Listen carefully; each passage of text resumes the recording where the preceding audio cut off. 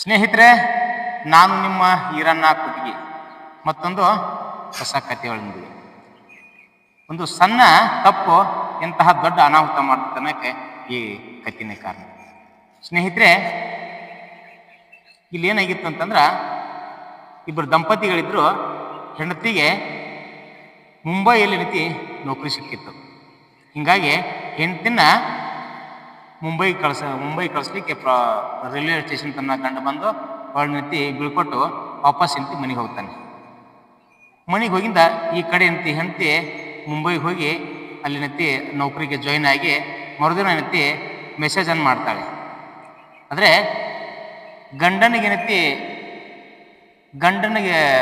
Number ಹೊಡಿಯೋರಾಗಿ wrong ಆಗಿ ಕೊನೆಯ ಸಂಖ್ಯೆ ಚೇಂಜ್ ಆಗಿ ಬೇರೆಯವರಿಗೆ ಅದು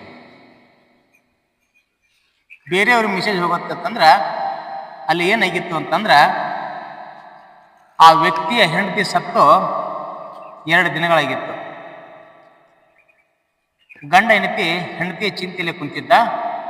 ಇವಳು ಏನು ಮೆಸೇಜ್ ಕಳಿಸಿದ್ಳು ಅಂತಂತಂದ್ರೆ, ನೀವೇನು ನನ್ನ ಕಳಿಸಿ ಹೋದ್ರಲ್ಲ, ಇಲ್ಲಿ ನಾನು ಸುಖಕರವಾಗಿದ್ದೇನೆ, ನೆಮ್ಮದಿಯಿಂದೇನೆ, ಇಲ್ಲಿ ಎಲ್ಲ ಸೌಕರ್ಯಗಳು ನನಗಿವೆ, ನೀವು ಈ ಕಡೆ ಚಿಂತೆ ಮಾಡಬೇಡ್ರಿ, ನಾನು ಇನ್ನೇನು ಬಹಳಷ್ಟು ದಿವಸ ಬಿಡಂಗಿಲ್ಲ, ನಿಮ್ಮನ್ನು ಆದಷ್ಟು ಬೇಗ ಕರೆಸಿಕೊಳ್ತೀನಿ ಅಂತೇಳಿ ಆ ಮೆಸೇಜಲ್ಲಿ ಇವಳು ಬರೆದಿದ್ರು.